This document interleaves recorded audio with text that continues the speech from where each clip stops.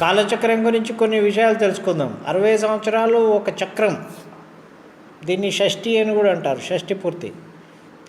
4,32,000 సంవత్సరాలు కలియుగం, 8,64,000 సంవత్సరాలు ద్వాపర యుగం, 12,96,000 సంవత్సరాలు త్రేతాయుగం, 17,28,000 సంవత్సరాలు కృతయుగం.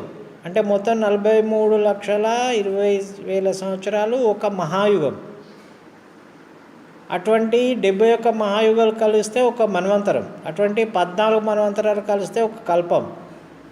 2 కల్పాలు బ్రహ్మకి ఒక రోజు, 2000 కల్పాలు బ్రహ్మ ఆయుష్. విష్ణువుకు 200 కల్పాలు, శివునికి ఒక రోజు. శివునికి 200 కల్పాలు, ఆది పరాశక్తికి ఒక కనురెప్ప పాటు కాలం. ఇది మహాకాల చక్రం. చూడండి మనం ఎంత చిన్నవాళ్ళం ఇందులో.